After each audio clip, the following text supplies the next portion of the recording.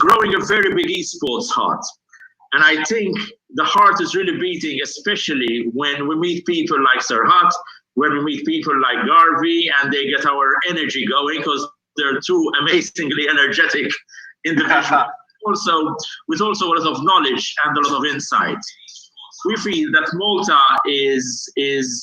could be a hub for esports organizations, could be a launchpad for young esports startups. But more importantly, what we really want is that we really push forward the educational elements of esports, which I feel will underpin all our strategy and all our efforts. And, we really want to do this with a kind of missionary zeal. So, that is what is, the most important. And ultimately, we've got the esports athletes and the esports community at heart. And that we should never lose sight of. And we want to make sure that, esports professionals grow within all the educational curricula, which are also being offered. And I'm sure Garvey and Serhat can talk more about that. So yes, Malta's home of gaming excellence, but gaming excellence with a strong educational background. And you guys, let's make it happen today. Thank you very much, Ivan. So let's just introduce to the audience, so we'll know exactly who Garvey and Serhat are. So Garvey Candella is the Director of Student Education Program at Twitch. And Serhat Bekdemir is from IESF, International Esports Federation, as the Commissioner for Esports Education and Youth Leadership Program. So these guys are, in the front end of everything which is related to esports and education. So the structure of today's session, as I mentioned, we'll start with a conversation, internal conversation of you guys, and then we will open the floor for Q&A from our startups. We already have a lot of startups from our vertical which are online and listening. So for you guys, later on, to have the questions, please raise your hand virtually, and then it will enable you to present your questions. Okay, so Ivan, would you like maybe to initiate the discussion with some question, remark, or here Garvey can already swim like a fish towards that? Okay, no, it would be interesting to understand also from Garvey and from Tishan, what are their current activities, what's happening on the educational front. So what's the current scenario? What's the state of the nation, Garvey, as they would say? So it's interesting, I think. In every country that I work in, it's slightly different. Even in my home base of America, every university does things slightly differently. Some have a very large focus on the competitive side of esports and having a varsity team. Other schools are quite keen on having great education that uses esports as kind of a Trojan horse to teach emerging new and digital media skills, but in a way that it makes it a hobby for the students as opposed to a chore. And there's some schools that it's a great big community, and the schools support it because it's such a large community. Like University of Washington, I'm based out of Seattle, out of Amazon headquarters, and University of Washington, their community of gamers is over 7,000 students now at one university. So different universities do things differently, but the most important thing is that universities and educational institutions and educators are meeting students where they are. And it's the first time that we're using a vehicle, we're using a medium that really meets the students where they are and also brings them closer to educators. So educators are now the cool kids on the block. It's really, really great to see. But that's really the state of the nation with esports and universities. There's components that you could use, but it's kind of modular. We need to make sure the industry supports universities and educators where they're starting, whatever point that is, and we kind of give them a roadmap onto where they can be working alongside of the students. Yeah, but Garvey, what challenges do you find there? I mean, do you find that sometimes a skeptical audience, or is it all embracing and kind of let's make this happen, or is it a bit of both? It's really interesting. So in 2015, I created the pitch to Amazon and Twitch to create the Twitch student program. They loved it, so obviously I ran with it, and it was very difficult. I was going and flying to all the different universities that would have me, and all they would hear is video games. And I'm talking to deans and provosts and presidents, and all they're hearing is video games. In early 2016, I kind of switched my terminology, and I started talking about the skills that you learn through esports. That conversation evolved over the course of 2016, where the conversations now are using esports to teach emerging new and digital media skills. So once I figured out the terminology to speak to educators, it became much, much easier. Once we had a couple universities that really started doing some good things, like Berkeley, UCI, University of Utah, Boise State, they started doing really, really good things. And then it started to become more inbound than outbound. People started reaching out, universities started reaching out, students started reaching out to the Twitch student program. And we slowly built a reputation of just being in the service of. We're there to help, we're there to give advice. I'll come to the university and I'll teach a class. I help with curriculums, whatever is needed of me. I just sit and I listen and offer support. Excellent. In fact, Serhat, I mean, what's impressed me about Serhat, the first time we met, and this is linking up to what you're saying, Garvey. Serhat had mentioned to me, now, Ivan, when we look at the esports educational side, let's look at it holistically, where they don't just learn about esports. Right, Serhat? That's the first thing you taught me. And you told me, Ivan, this is, we don't want them to just learn about esports. We want that. Maybe you can explain more and how you came to all of this, Serhat, because you have an interesting story also. Of course. Well, my story starts with Garvey. He has an excellent program bringing great people all together. I mean, through him and his program, I met a lot of great educators, students. We have chance to travel all around the world with them and see their successes. I mean, I don't think I have created such a great program as Garvey has started since 2015, but he's the catalyzer. He brought us all together and we cultivated all our ideas together. I believe we influenced each other a lot with Garvey. In the last 2-3 years, we are working together.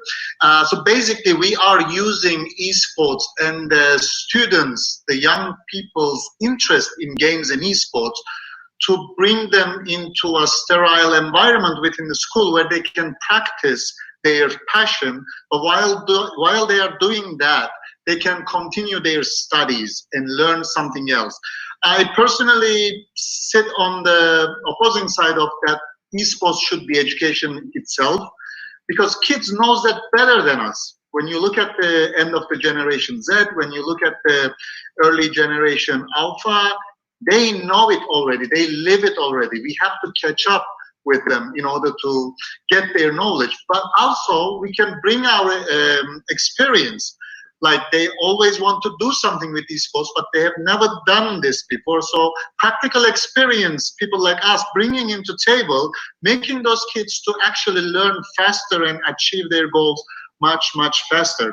So basically, Garvey has the Twitch student program has the esports program as a catalyzer within the faculties. All right, so there we are educating people, but not as a curriculum-based education. We are trying to teach them about ethicals, morality of being a player, trying to remove the toxicity and all other problems that I didn't want to mention in our industry, that we are trying to actually educate those kids on these important topics, because their classes, if they want to be an engineer, they're going to be an engineer. You cannot stop it anyway. They're gonna finish the social studies, but they have to learn how to work together, because esports is a multidisciplinary environment. So you need to understand and work very closely with the different type of people all the time. So we can give them while they are inside the school, and they're not gonna be shell-shocked when they finish the school and start in that environment. So basically, this is the ideas we are working on it with the educators all over the world. Yeah. And how did you find yourself in Malta? So interesting to hear that. My story with Malta. Okay, first of all, I love Malta. I always say that. I'm proud to say that as well. I'm an islander myself from Cyprus. I know the feeling of island and Mediterranean. Man, it's 300 days of sunshine here. And one of my biggest passion is flying planes, and it's almost every day you can do it here in Malta. I have, and then there was a general secretary of the university that I worked before, a BAU from Istanbul. And he recently moved here, started a position in a university in Malta. And he asked me, actually, he saw your poster, GamingMalta, the superhero poster. He sent it to me, and if I'm interested to come, I said, of course, the next day. And because of the COVID, the situation took some time, but finally, the island is open.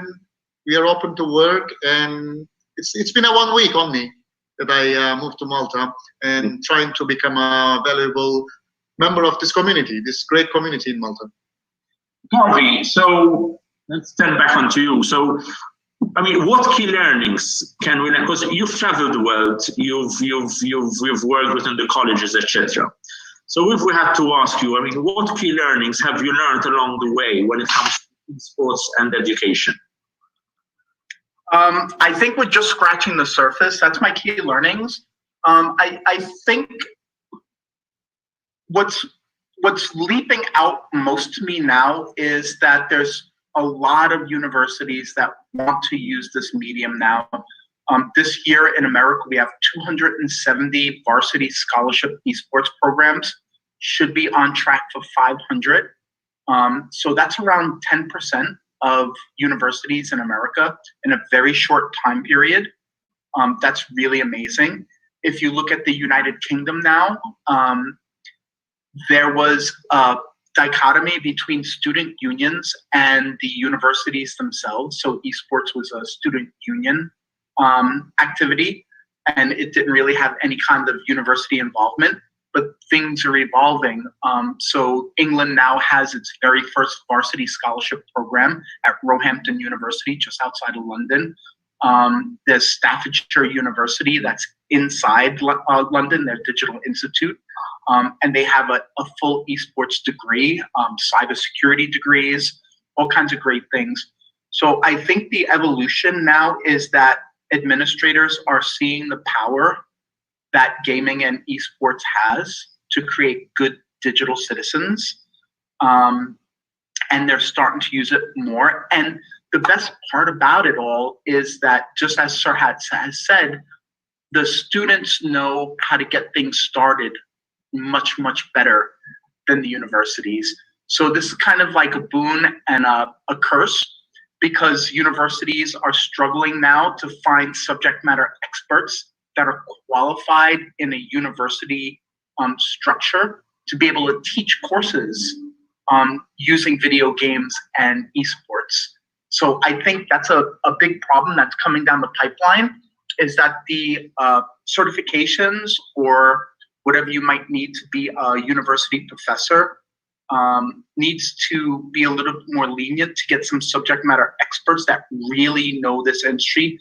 I myself have been doing this for about 25 years, from gaming, pen and paper gaming, into video games, into esports. But I would not be able to teach a university course because I don't have a doctorate and I'm not published and things like that. But there's not many people in the world really that understands the industry, education, and how to bridge gaps between problems in the industry and opportunities for the students. And I see that opportunity and the problems that we have in the industry. I see universities as building that bridge, right? So there's no such thing as problems, there's only solutions. But subject matter experts are just, it's really hard. This is a very, very, very complex and nuanced industry. People might think it's only video games, but even just to broadcast on Twitch, one platform out of the many platforms that are available to you takes a very high degree of skill and understanding and knowledge to be able to even stream at all on one platform and utilize all the opportunities one platform has. So this is a very complex subject that goes in many, many different directions.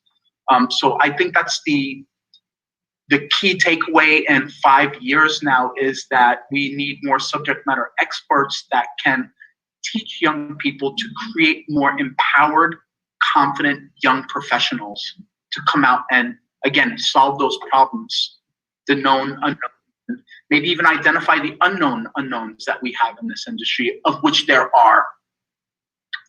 We know a drop. In fact, Serhat, maybe you can continue telling us about this. What's interesting is we're still scratching the surface. Yes. With all this. Yes, I would like to add what Garvey mentioned as well. Garvey knows that very well, that I had a solution for this subject matter expert problem. That when I started with the university first time, of course I'm not an educator, I'm not coming from academic field, but I knew what I was doing. Why? Because I learned it by doing it. This was the best way to learn things. And there was not proper game development schools in Turkey. There was not proper esports. I'm not even talking, because we started it with Garvey 4 or 5 years ago. What we did is I worked with academics to create a program, but the tutors were coming from the industry. There was a way to create this. That was a co-op program that university was applying. So we brought all these industry experts to teach the students. And it was like a seminar for each teacher, because one teacher cannot cover all the subjects. So we brought, let's say, Riot Games, a marketing manager. Who is going to give a better games marketing class than somebody's doing it already?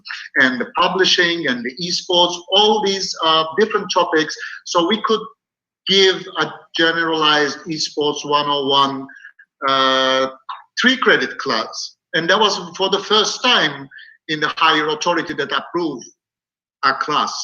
And there I learned, wow, this is a very, very challenging path for industry people that most of us don't want to even dive in, because of the bureaucracy, because of the systems they created. But those systems are created 150 years ago. Hey, world is changed. We are talking about the 21st century. Somebody's trying to take us to Mars, and we are still talking about that curriculum is gonna given by this PhD guy because he got this PhD 20 years ago from an unknown university. And the kid doesn't buy it. Those kids, those new generation, they're not buying it. If you cannot go as low as that kid's life and then communicate through games, he started respecting you. But if you're not there, you're not in his world. He's totally living in another world. It's not a virtual world that I should warn the parents. It is a totally another world. This is where they communicate. And there is an interesting story that we went to Tenerife, Spain with Garvey, and I brought a team. 8 of them went out for the first time in their life out of the country. And the second day they were talking English with the German team, with the French team. And I was surprised, like, when did you guys learn speaking English? They said to me like this: we don't speak English, we speak League of Legends. That was the connecting part from different students from all over Europe, but they had a topic to discuss. And then you can figure out, they watch the same movies, they watch the same TV series, they watch the same games. And if a tutor or a teacher is not there, this is the world they created, a digital content world. They live in it, and it is interactive. They have Discord, they have in-game communication. They are not asocials as the parents think, because the image they're front of the computer. They are living in another world. And as we elders come to their level, and then they figured out, actually, we are the gamers from a different generation, but we are still a gamer, that barriers is completely gone. And then you can actually help them as much as you can, because they are willing to listen. The other teachers that Garvey mentioning, the students are not listening. This is what I have been experiencing with my own student. They don't want to go to that class. Even they go, they're gonna make it fine. But they don't want to, because they think that those information is not going to help them in the future. Their future they see on the screen, and they want to be there. And at that moment, I was trying to implement Garvey's program, broadcasting, engineering. So engineering faculty and the communication faculty has to work together, because the studios is with the communication faculty, but the engineering, the guys who is going to manage it coming from the engineering faculty. And you know, historically, these two faculties are not actually operating very well. Just for the exceptions, but in general, there is this understanding for these type of faculties. And it was very hard in the beginning, but at the end, when they see that the BAU is broadcasting everything live on Twitch, they got this blue tick, and more and more people are engaging better than other platforms, because we were collecting all the gamers. The school management was started to move in, and this time we started to get a little bit more relaxed environment with the academics and the non-academics to work together. I think this is scratching the surface thing for me, that bringing these people together to work, and then they get the results. My first graduates is already working for Riot Games, ESL, you name it, all the big companies. Most of them wants to come to Malta for their continuous studies and the involvement of the government here with the esports. So we gave them a chance. If I didn't work with them 4 years ago, these guys probably didn't finish their school yet, not looking for proper jobs, but they had a chance for 4 years to operate esports within the school, and the families were happy. That was the key element, that the families were extremely happy, because they thought their children is not capable of doing anything. But when they become the champions, when they become when they find their jobs and everything, the family barrier is also removed.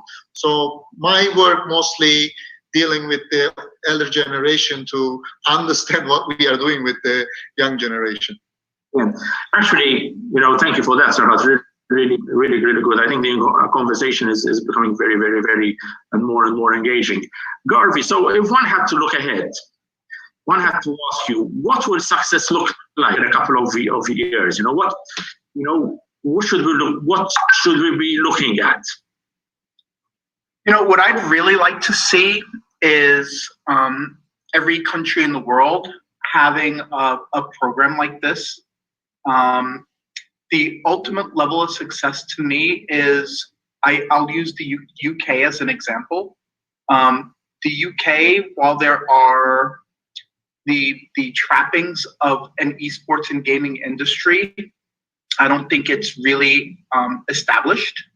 I don't think there's really work in that particular country and many other countries. So what I'd like to see is we start in every country that I work in, we always start with universities. Whether it's with students, whether it's the university itself or a college president, we work with the universities. Then we take a step backwards and we start working with the high schools. The idea is in 4 or 5 years, students will graduate from these programs from high school into university, and have 6 or 7 years of education specific to digital media applied to esports and gaming. And then when they graduate, because of the nature, as Serhat has said, it's cross-disciplinary. You work with the marketing students, the business students, the communication students, the esports students, all different walks of life come together. And they create these mock media companies, or not even so mock, right? Because with the Twitch student program, they actually have data. And when you have data, you can make money in this industry. So they're putting marketing decks together. They're going out and they're working together. They're putting these media companies, they're trying different things out. So the idea is when they graduate, the ultimate goal is to have an incubator, maybe a government run, or maybe it's trade run, but an incubator that these students can graduate and not have to look for work in the esports industry that is not yet established in Trinidad, in Ghana, in the UK, wherever the case might be. So they can get a bunch of students together, pitch an idea to the incubator supports them for a year. They come out of the incubator with a good structure, a good knowledge base of how to do business, their feet on the ground, some business being done already, and keep that cycle going. And now you start building an industry where there was not one before.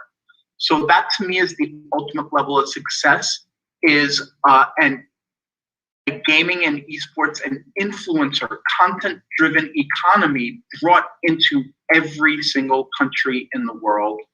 Study abroad programs too. I'd love to take a couple classes or maybe teach a class in Malta myself. This is what we like to go out and bring the students. It's not just about community. It's not just about careers. When you're in college and you're in university, you should have these great life experiences as well, right? This should be a time where you're really finding yourself and you're experiencing life and you're growing as a person, not just a professional. So Serhat had mentioned that we went to Tenerife with some of the students. So I'd like to expand on that a little bit and see where we can go with this. So I've been supporting something called the University Esports Masters in Europe. The finals was just this weekend. It went on for a week. And the idea is in 2016, there was 6 countries. It was UK, Germany, Italy, France, and Spain, right? And Portugal.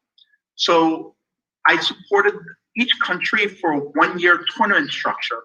So of course, there's gonna be individual schools, but tournament organizers in the collegiate level, they organize all the students to compete against each other, schools against schools, all over a nation.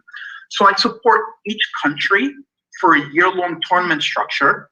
Then they take the #1 team from each country and we bring them to a different country every year to meet the other students from other countries and compete in a live environment in front of a live crowd in a different country, eating different food, hearing different languages, meeting different people. It's now grown out to 14 countries. Serhat started the league in Turkey. He brought the team out to Tenerife.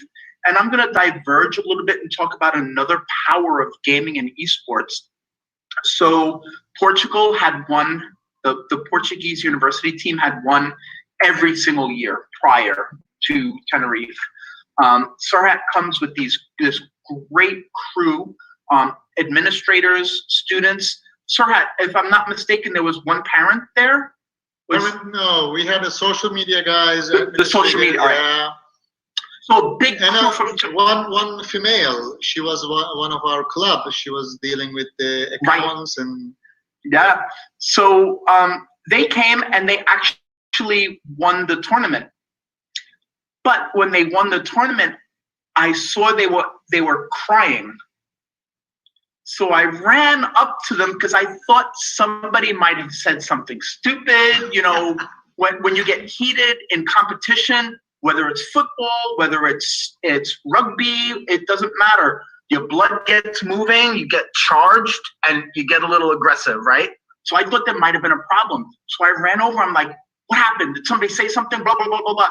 They're like, no, Garvey, you don't understand. We were brought up being told that we're not accepted by Europe. We're outside of Europe. We won't make friends. We're just going to be by ourselves here. But Garvey, every single day, a different team would take us out for a pint, for dinner, just to go for a walk. And during the finals, because, you know, we're collegiate, it wasn't a professional setup. We didn't have soundproof boots. We didn't have soundproof headsets. You could hear the crowd. You could hear everybody. Well, the students from France, wow, they came in on the bleachers and they were doing all the football chants, banging their feet on the metal thing, doing all the chants for the Turkish team because they were salty that Portugal beat them every year. So they were cheering for Turkey with all their heart, And the Turkish kids heard it through the headsets. And they were so moved that they were so welcomed and they were so loved and people were cheering them and wishing them the best luck for next year. Now, so I sit back and I think this is 14 countries that just came together with maybe 15 people from each country coming in, chaperones, administrators, whoever might come and tag along, that are now making friends, eating different foods, hearing different languages, and are going to go back to their countries and tell everybody, don't listen to anybody. Go out, stretch your legs. There's a lot of love in this world. We're in this great place at a university place. Let's take this time and really educate ourselves, grow as professionals, grow as people, stretch our legs a little bit, meet people, have them show us love, and let's show them love. And that's really super, super exciting. So the UEM, of the 14 countries, the top 2 countries then feed into an international competition.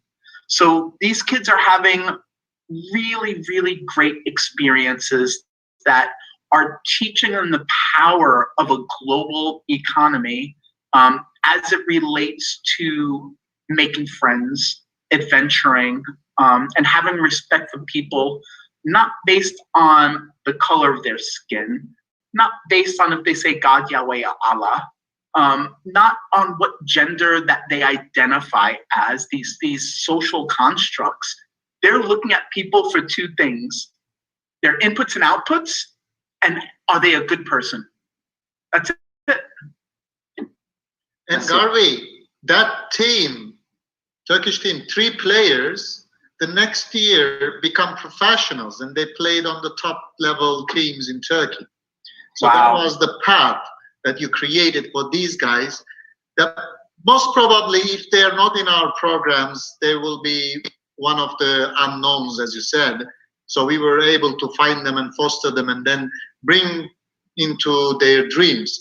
So every one of them wanted to be on the stage in Turkey to play in the professional area, and 3 of them got good contracts and move on. Wow. See, gaming and esports, it's really what you make of it. You can take what you want from it. You can give what you want. It's a very, very open-ended subject, right? You can come in, and if your profession is being a marketer, you know, there's a home for you here. We can absolutely use a traditional marketer to come in and maybe bring some what's old is new again. Who knows? Yeah. So some great stories, guys, and some very, very inspiring also. Wow. Basically, you know, hearing that and whatever, it's fantastic. Guys, so when we talk about esports and innovation, okay, because we always need to be ahead of the loop, right? Is it a question of pressure? Is it a question because we need to be ahead of the loop? How do you see that, you know, using esports and education, you know, to continue also developing the industry up to a certain extent? Is it research? Is it you know, where do we go? It's definitely a little bit of everything. Absolutely research. There's a lot of schools that are doing a lot of great research In America, there's the North American Scholastic Esports Federation that works with high schools based out of Orange County, California, and actually works with the Board of Education. They're in 49 out of 50 states. They do a lot of great scholarly research, which is really, really good. But I think what's most important is people from the industry like us coming into universities and giving them the opportunity to be a better service to their students, right? So there used to be a day where industry would work with educational institutions to make sure that the educational institutions was creating the skilled workers that they needed to hire from. That seems to be a relic of the past, but we'd like to bring it back. So Serhat and I, we eat, sleep, breathe this industry. I look at it a little bit differently. I look at what people are doing, great. I look mostly at what people are not doing. What problems are we not talking about? What problems do I see coming down the pipeline? Because to me, those problems that I identify is opportunity for the universities to prepare their students to graduate and solve those problems.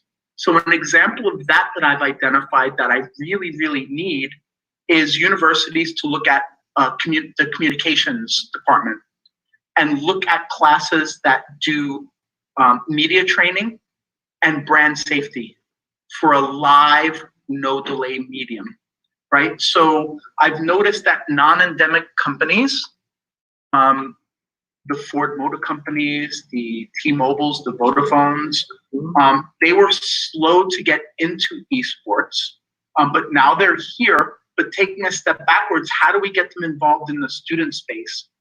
So I talk to these companies and they tell me, look, I'll be honest to you, we're scared.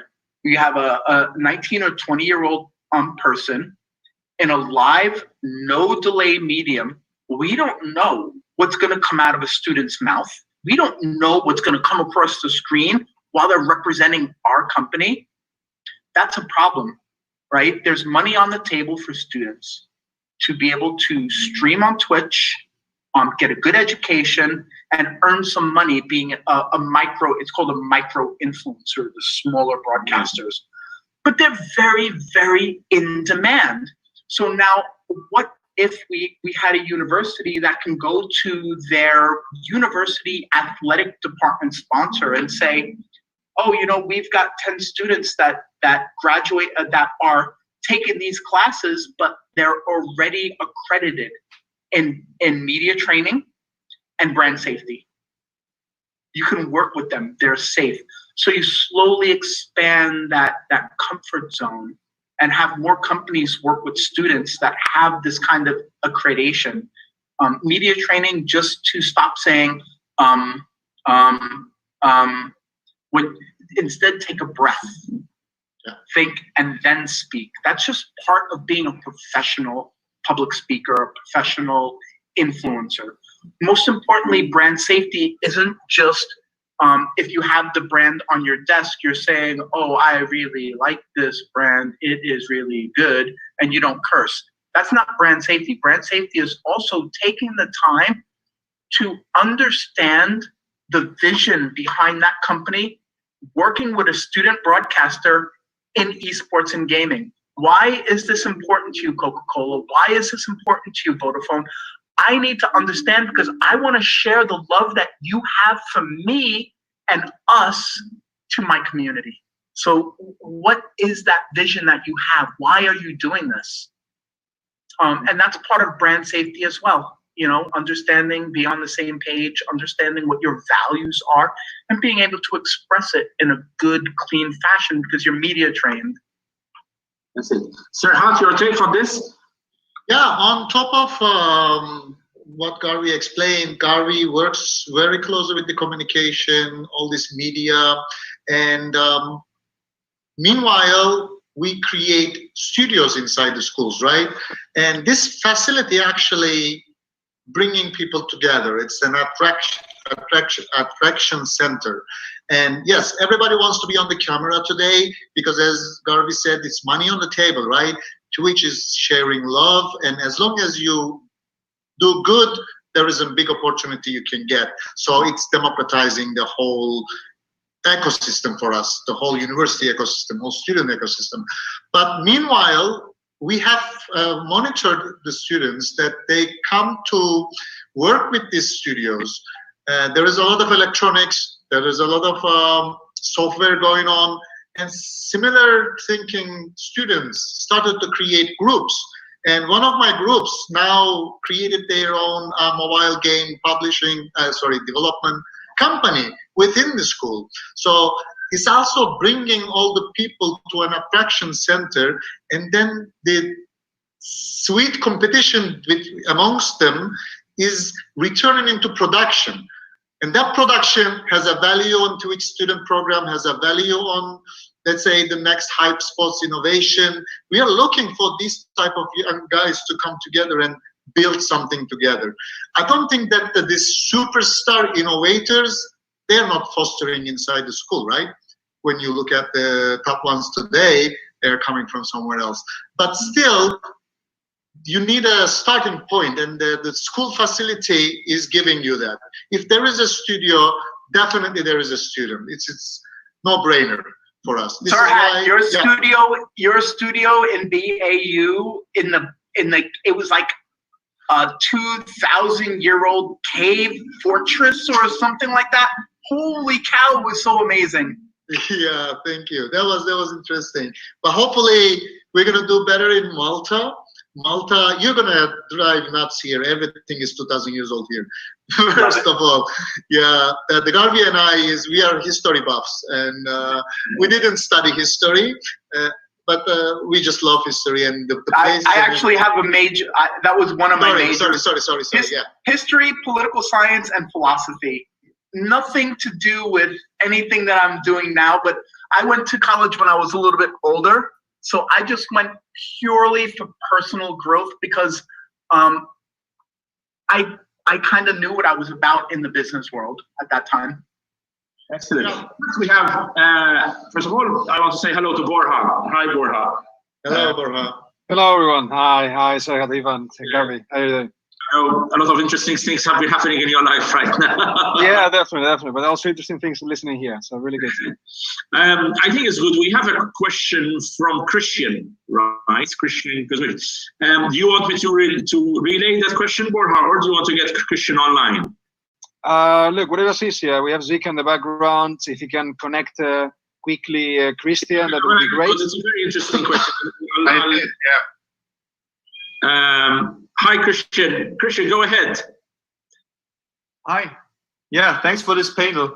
Great background on esports. Hi from Austria. Christian from Mindset Technologies. We are developing a solution that helps to predict attention and thereby enhance the performance of e-athletes in sports, in competition, and also in training. And for the start, especially in training. We are collaborating with a university in South Korea on this topic, but my question to you is, what importance do you see in develop the skills of psychological skills, physiological training, similar like you would do in the physical sports area, because you know what your heartbeat means when you're doing sports. Do you know what to eat, nutrition, posture, everything that comes to this? And what do you see? How do you see this as important, and how is it part of this education as well? So in the professional scene, this has been going on for quite a while. There's been nutritionists, there's been physiotherapists, there's been psychologists in the professional space. Universities are starting to catch on. I think right now there's several universities in America. University of California, Irvine leaps to mind that they do work with physiotherapists and nutritionists with the esports program that they have. Mark Deppy, who's the director of esports there, is very, very keen on making sure that his athletes, and he does consider them athletes, are in peak performance mentally and physically.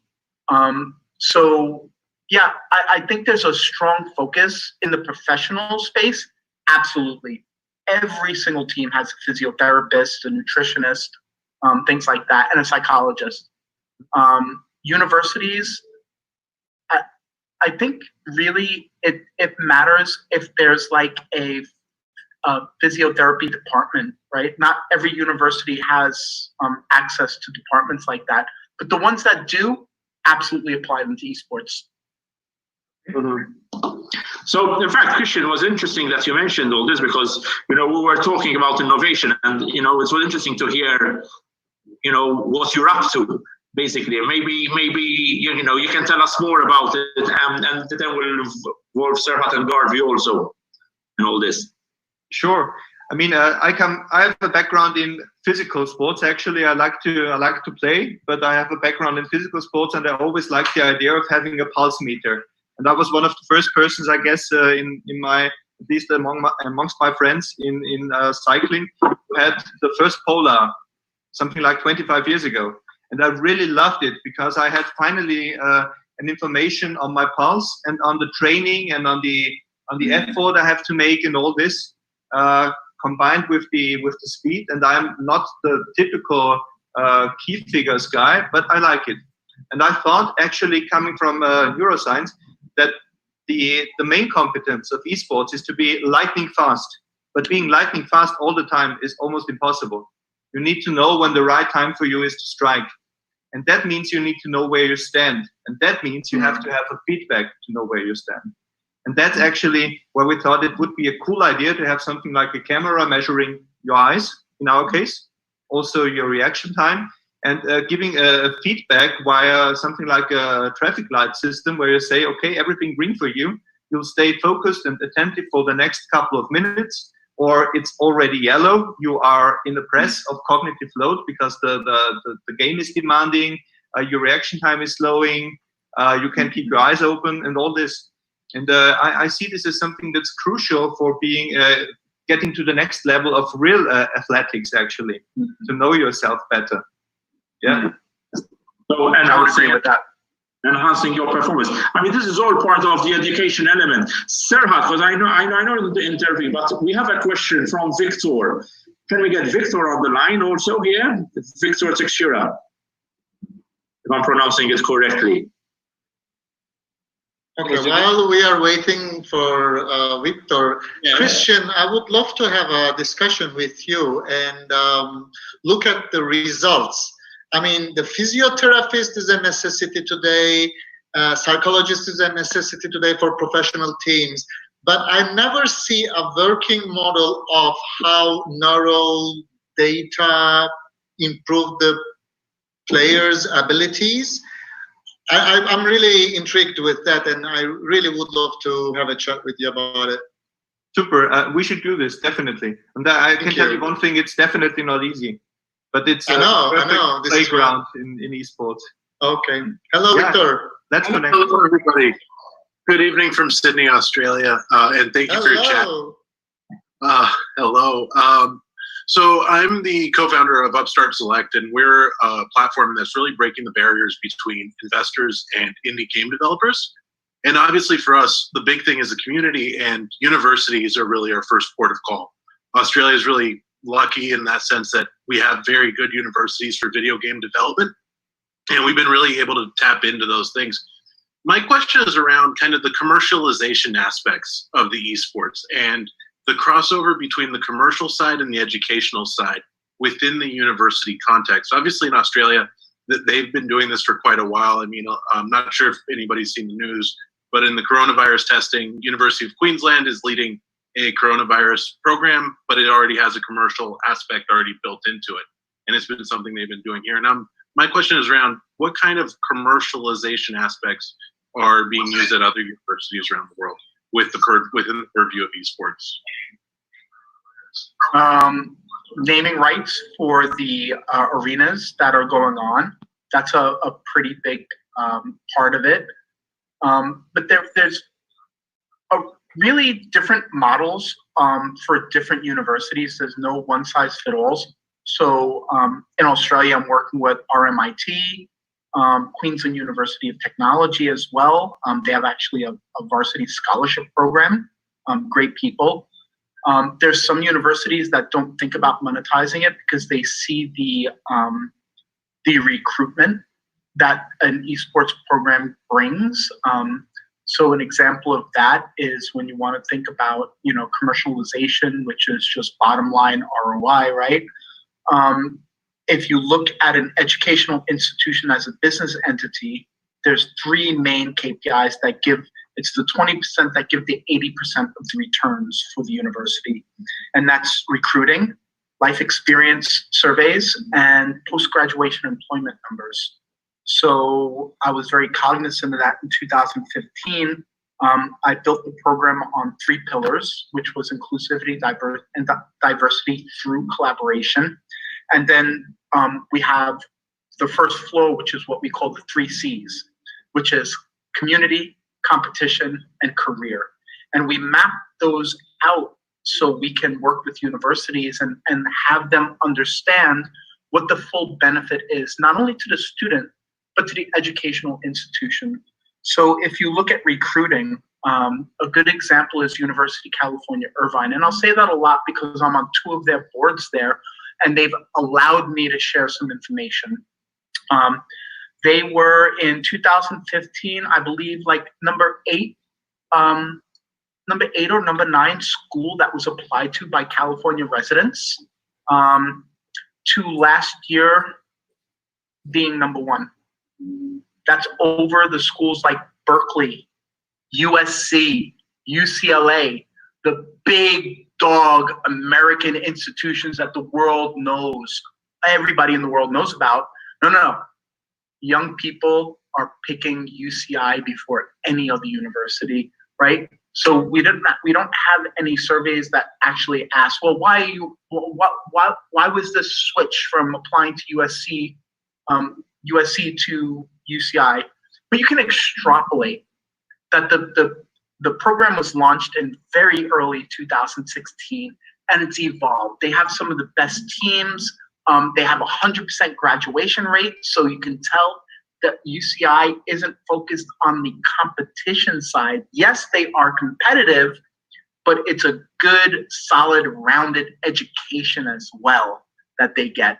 So that's one benefit with some qualitative and quantitative data behind why, as a business entity, you should look at this. Life experience surveys. Can you imagine how these surveys are going to be filled out by Serhat's team from Turkey that had this great, amazing experience that I told you about? Obviously, high wins. And then post-graduation employment is really spectacular because, again, yes, we're using esports, but it's only a vehicle that teaches highly transferable and very valuable skills in emerging new and digital media. So we're giving them the ammunition to have a cover letter that really shows the soft skills that are inherent in an esports program. Oh, I had to work with the marketing student, the business student, and esports team to create a marketing deck that we then went and sent to HyperX or to iBuyPower or to Vodafone or whoever the case may be. But that story and that cover letter is showing soft skills. And then the portfolio, because with the Twitch student program, obviously they're broadcasting, they have data. Now they're doing digital media strategies. They have Twitter, and they have Facebook, and they have LinkedIn. These are all data points, right? So now when that student graduates, let's say it's a marketing student, and they took one class on marketing and emerging new and digital media through gaming and esports, but walked out into the arena, became a part of the community, and created a digital media strategy that will have data. Now when that student graduates, it's impossible to look at the resume and the portfolio and see an independent contributor, recent graduate. No. That cover letter and that portfolio shows a team playing young professional ready, confident, and able to solve your problems. Gotcha.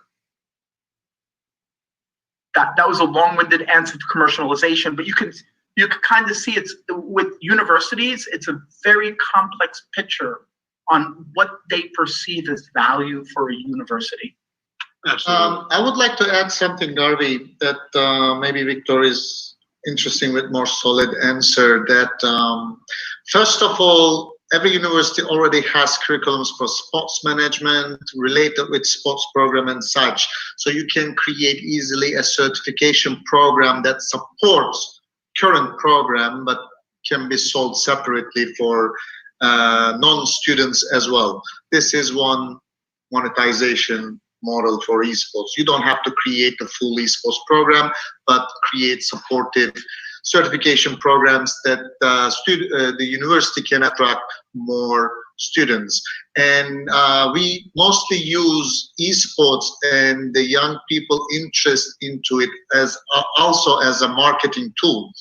That this marketing tool is so powerful, but school has to understand that investment should return as either a championship or high graduate rates, as Garvey said. It's a long-term investment, and with this, they can also get support from the local governments or the board of trustees. It doesn't have to be the school's its own marketing plans for this. Somebody can create a scholarship for students as well. You know, if I could do it under my name or Garvey's name, I would do it one day, definitely. And I have scholarships coming out the yin yang this year. Everybody's getting scholarships. I've been working on this for a long time. It's almost there. Good to hear. Good to hear that. So yeah, those are the additional things that I could say for. We keep mentioning universities, but what about the vocational colleges? So not university, but a vocational college. You know, how do you see a plan for that, or any insights that we can get? So I'm sure I'm sure everybody's heard of Pearson Education. So Pearson Education in the United Kingdom just worked with us in the British Esports Association and created a full BTEC for colleges. So yeah, that absolutely is a thing now. So if you just Googled Pearson BTEC Esports, you'll see 1,200 course hours worth of technical training in colleges. That's brand new for this year. Yeah, it's definitely important, and I believe that not everybody should go to university as well.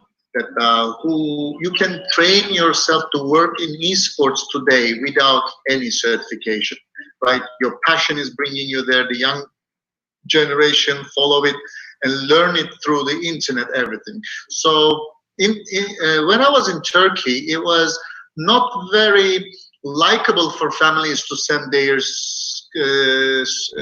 children to vocational schools instead of a university. But this is a 20 years of a habit that ended up like we have a lot of engineers but not enough mechanics, right? This is creating also a trouble. And also 4 years education is maybe stealing a lot of time from that young guy's career, because he wants to jump in the wagon as fast as possible. And when you look at the esports in general, the core workers, core employees are still under 25. They are everywhere, all around the world. They are inside the events, outside the event, the Twitch and platforms, they're broadcasting, and we are trying to manage all these kids and a lot of outcomers from the industry to try to manage this. But this is the youth, this is the future of esports. These guys, they're gonna take control within the next 10 years, and they're gonna run their own world. At that time, vocational schools can come into play, because you don't need to take all these 4 years of engineering in order to become a broadcast engineer for Switch. And you can make more money than an engineer for your whole life on the other hand. So the kids are asking these questions, like, I'm gonna pay that much money for this school for another 4 or 5 years, and at the end, I want to be here. He doesn't want to be engineering a Lufthansa to take care of the planes, for example. This is not his dream. So we have to distinguish all these passionate, having a dream, innovative guys into esports and create an alternative models with the vocational schools, within the universities as well. But We started with the universities because of the parents, right? The parents want their kids to go to school. So the kids doesn't want to go to school. So the first place we started inside the universities. Sorry about that. I think we have a question from Borja also. Yeah, no, just I was listening and taking some notes. So thanks for that. I was just curious. Look, I played a little bit the challenger role actually. Everything is so positive, and I like to feel the let's say the positive vibe that you all have with the topic, and I think is the sort of positive attitude. But when I talk sometimes with people from the industry, from the esports industry, a lot of times when you raise the question, what are your main concerns for the future? Not on education in particular, but in general, there are a couple of. And one I want to mention now is more connected with education. That is reputational aspect. The fact how esports is seeing outside of the esports world. And I understand, of course, that this is something that, as maybe for the industry itself, for the esports industry, is already overcome, already passed. It's history. And the proof of that is, of course, that education, the project that you have been running for many years with universities and other institutions, that this already happened. So in the, let's say, in the really esports ecosystem, that is maybe not an issue anymore. But what is your view, how the programs that you are working on, the partnerships that you have with universities and with other institutions, how are you challenging or overcoming the issue of the reputational aspect? How esports world is seeing outside of the esports ecosystem? I personally don't think that there is a reputational problem for esports because of COVID. COVID showed all of us there is no sports, there is no sports betting, there is nothing but gaming. At this moment, I think, in my world at least, people changed. Everybody is trying to get into this business. They want to get part of it. They want to invest in it. Even the countries are investing right now. The Ministry of Educations are after all of the gamers. Yep. So it has changed. There is no reputational problem of esports anymore. We can go into more deep dive into integrity, but it's more like this type of stuff interested with the more like betting companies or trying to skim out of this esports hype and such. But in our world, it's more like 97% of the male high school students are into gaming. So there is no Ministry of Education is not interested in esports right now. If there is, I'm sure the Prime Minister is going to change it. So this is the level of esports into this world because of the COVID. Maybe in 10 years, we just came into 6 months at that level. But can you please explain what is that reputational thing that you say the outside of the world think about games and esports? Look, actually, I will not quote from who, but I'm talking actually with the CEO of top esports game and for a couple of other contexts. Normally they say, look, sometimes when we deal with partnerships, and this was recently, by the way, this was during the COVID, and of course they see that everybody sees the potential and the interest of many people outside of the esports ecosystem into esports today. But it's opportunistic. It's like could be just a trend. It's purely opportunistic. In the same way that it's coming, it could also be living. And the reputational aspect I was mentioning is that sometimes the digitalization today is seen as obviously, and I agree, by the way, as an opportunity for many different cultural aspects, etc. Until recently, the esports world has a stigma with respect to the lack of offline experiences of many students and the lack of maybe of social development skills and this kind of thing. And I agree with you that this has been changing, and maybe sometimes just because of the, as you mentioned, the youth, the new generation that is taking the lead on that, and also because maybe partnerships and companies, etc., they say, okay, look, we have to get there on board. Now the question is if they're doing it on the smart way or they're just doing it, if they believe on that, or if they're doing it just because they have to do it. And I think the time will say. But this was just basically raising the challenge in that sense. If you want to rephrase it, do you think this will be just an opportunistic moment in which many governments, corporations are getting on board just because it's a must at this moment, and is seen as something you have to do, or is just an opportunistic moment and it will phase out, people will step out, or they don't really believe on that, and they just do it because they have to do it? My thought in that is definitely they have to do it, because my generation of gamers were under control. We were not very much. So it was a subculture. My gaming habit considered as being an asocial, antisocial, or I had some other psychological problems because I spent so much in front of the game. My parents were not able to distinguish anything in the world they live in. But today's parent, especially with the COVID, the World Health Organization 2 years ago announced that this is a game addiction problem. The games had a problem with addiction. And it was announced like this without consulting with any of the industry.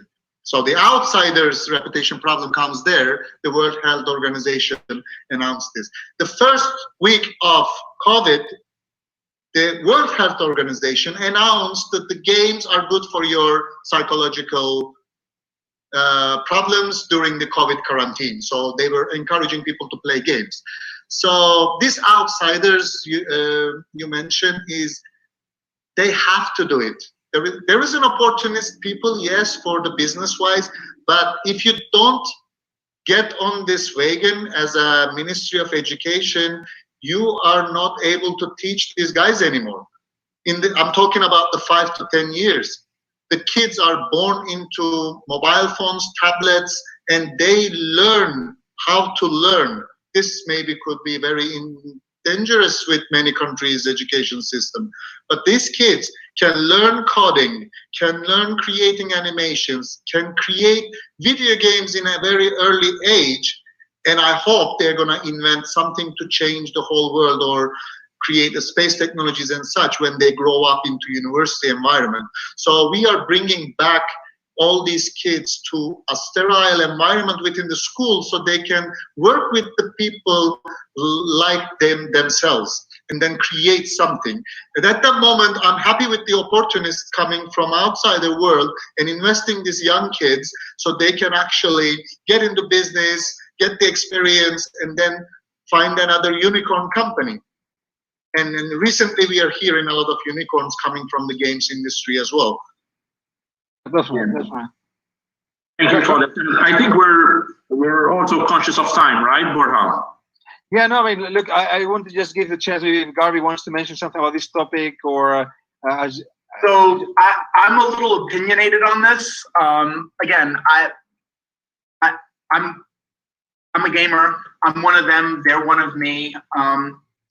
You know, this whole thing about mainstream and tradition and respect from mainstream, and that we really don't care. Like we don't care what traditional mainstream thinks of us. We know what we have. We know the love that we have. We know the money that's there. We know that we can put food on our tables. We can keep a roof over our head. We can look after our children and set up for a better future.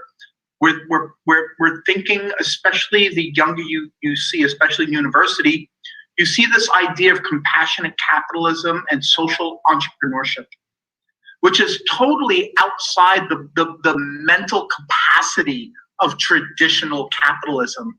So we're doing our own thing. If they want to come along for the ride, let's go. If you don't, you know, we'll see you in our rearview mirror.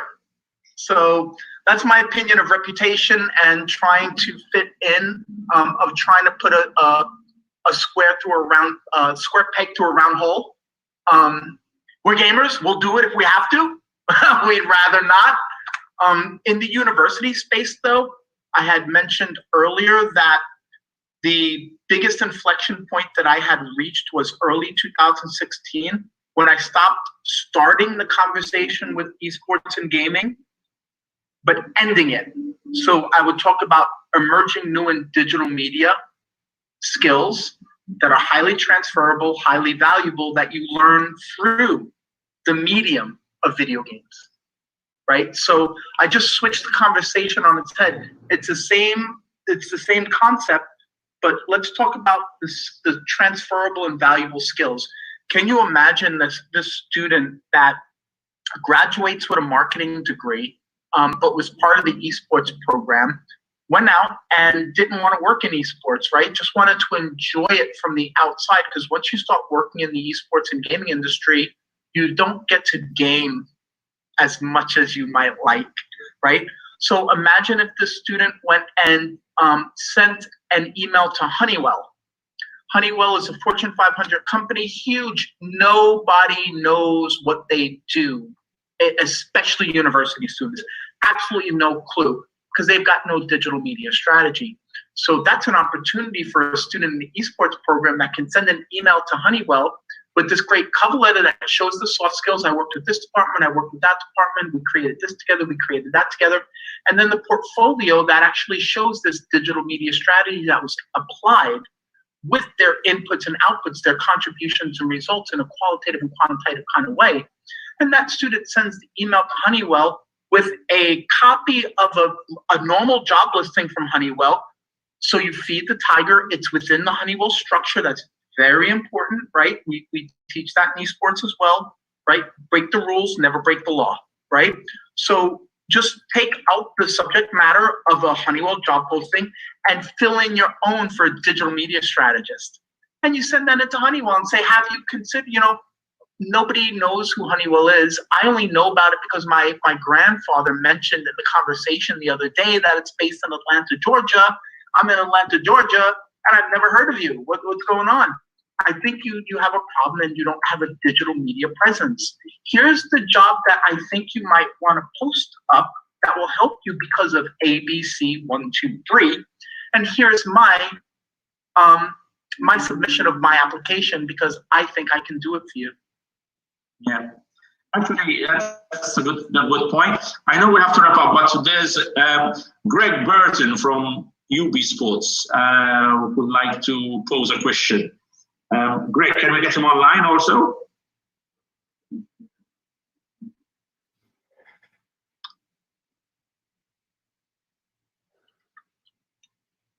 No, I think. Hi, Greg.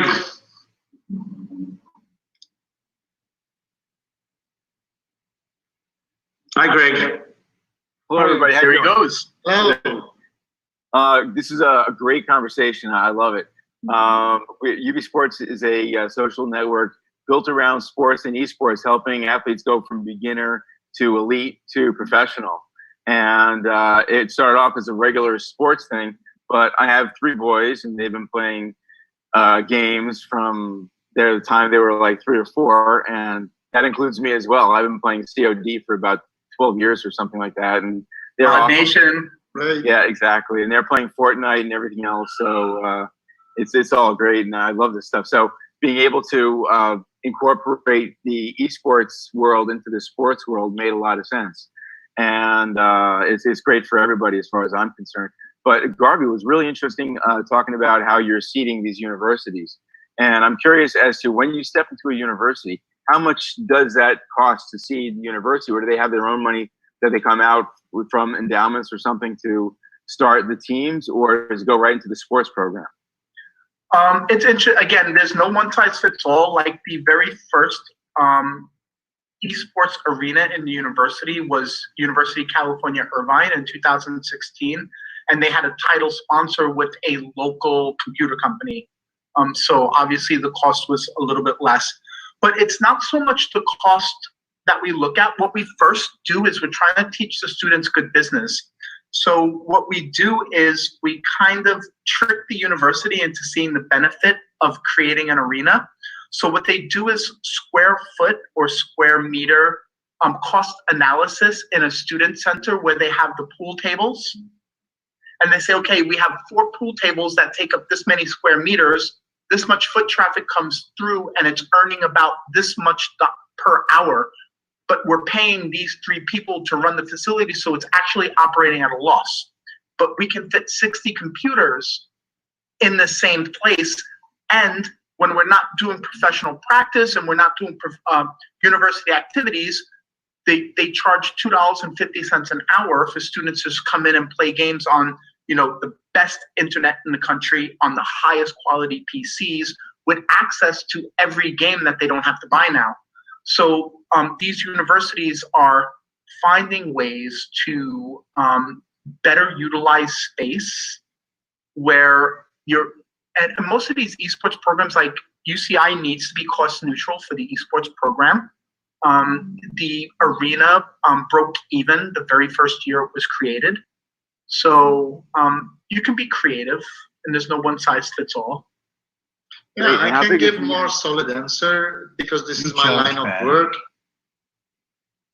We create the modules, and the school actually buy these modules. And if they have huge area that they are not using it, they can switch into esports arena, right?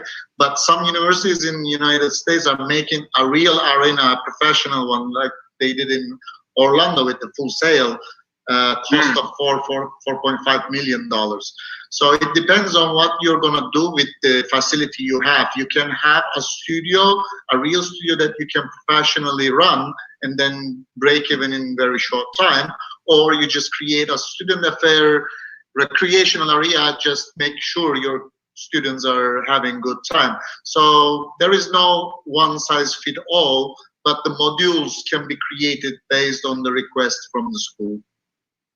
Okay, and Greg, just so you know, there are endowments as well. I know one university that one alumni sent over $1 million to get the arena itself started.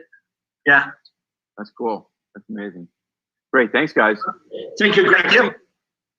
And I think it's time to wrap up. I mean, before we started, behind the scenes, we're saying how we're going to fill up, 1.5 hours of information. And hey, probably we could take, more time. But this shows also, how much the esports and education conversation is really intensifying its own efforts. Really, I think there were some, very key insights. And I will end by first, thanking Hype, Borja, and the rest of the team. Also, because there's so much work involved, behind the scenes and taking this forward. It's incredible. But as we learned today, probably the key insight is that we're also scratching the surface, and let's continue, enjoying this journey and, discovering also new things about the sport. And well, it's goodbye from Malta, I think, home of gaming excellence. Thank you very much. Thanks a lot. Thank you, everyone.